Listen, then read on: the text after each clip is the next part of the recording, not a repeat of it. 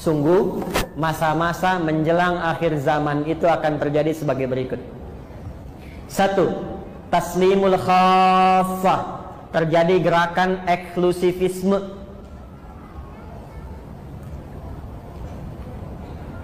Apa Ustaz eksklusivisme itu?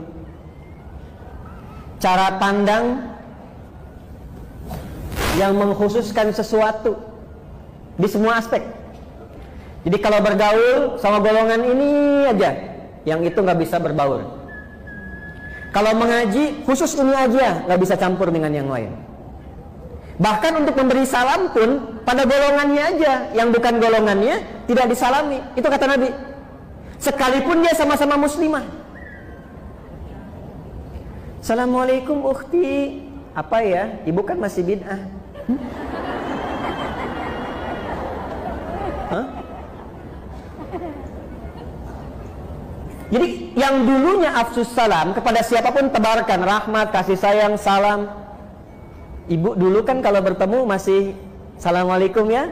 Temu saya di Timur Tengah itu masuk angkot aja assalamualaikum. Ya. Assalamualaikum, waalaikumsalam. Kalau sekarang kan masuk angkot assalamualaikum bawa kotak kan.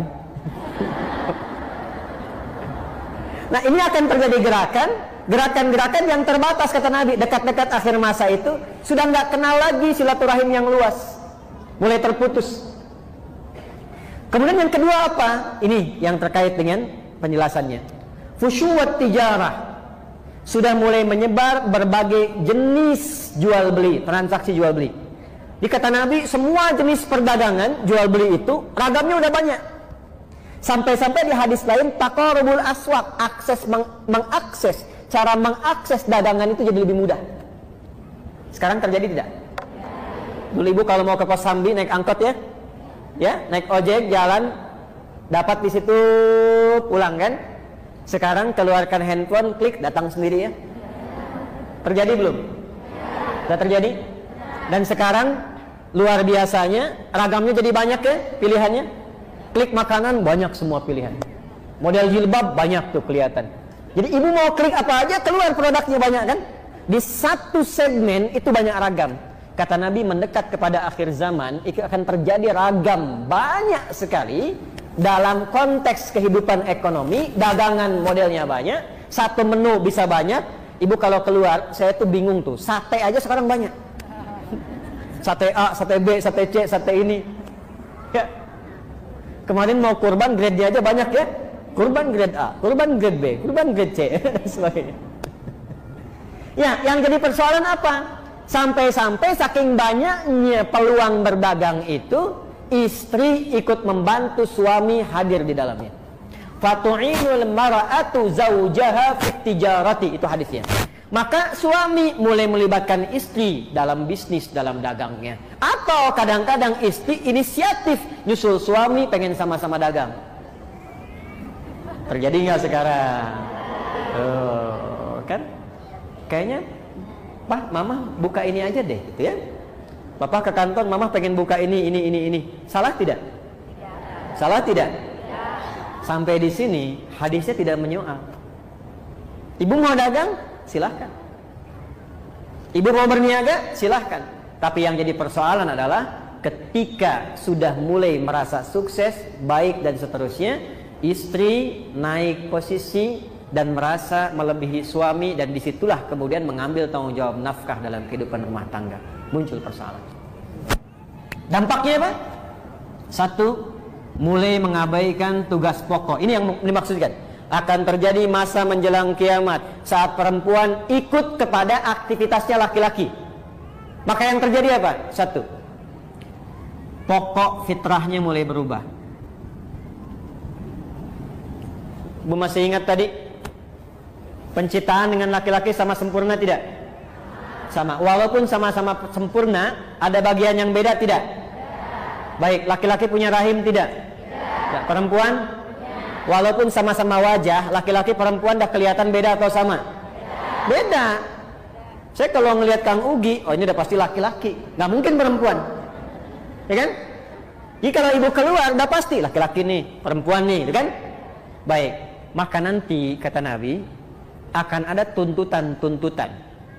dari kejadian-kejadian menjelang akhir zaman yang memaksa perempuan ingin terlibat seperti laki-laki sehingga dia merubah tampilan-tampilan diri. Minimal, ibu pakaian laki-laki dengan perempuan sama tidak? Akan muncul perempuan yang ingin bergaya seperti laki-laki. Pakaian. Laki-laki wajib menutup aurat? Laki-laki wajib menutup aurat? Perempuan wajib menutup aurat? Menutup aurat sama-sama. Laki-laki sama, perempuan sama. Tapi yang ditutup dan cara menutup kan beda. Jelas?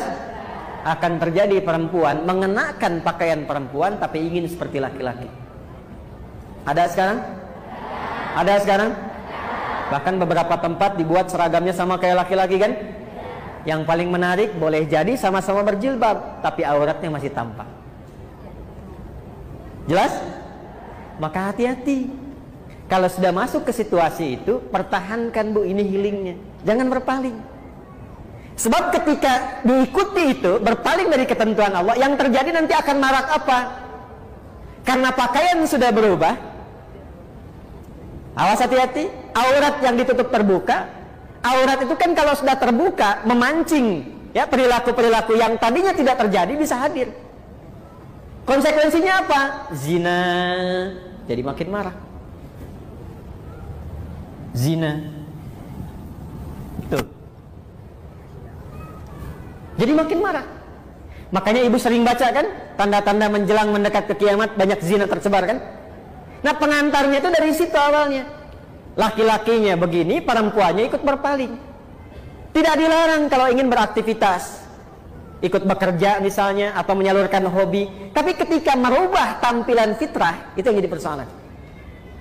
Maka coba perhatikan. Kalau berdandan, berpakaian dan sebagainya, jaga. Jangan sampai terlibat pada suasana yang sempat di warning oleh Nabi SAW. Jelas sampai sini? Model. Ini saya bicara dalam konteks iman ya, dalam konteks umat Islam ya. Kalau di luar yang tidak beriman, gak akan kepikiran ini bu. Gak akan kepikiran. Makanya kalau ibu ke barat, di Amerika, di Eropa, kan, agama itu dianggapnya biasa seperti budaya. Makanya gak ada pikiran tentang agama. Jadi bagi mereka karena gak belajar tentang nilai agama seperti kita yang pelajari dalam konteks keislaman, mau pakaian apa saja silahkan, yang penting terhormat dalam budayanya. Jadi mau kelihatan auratnya juga bagi mereka yang penting terhormat dalam budaya mereka. Ya, mau pakai pakaian minimalis juga dalam budaya mereka karena nggak ada konsep ini. Bagi insan beriman, perempuan yang beriman, cara pandangnya berbeda.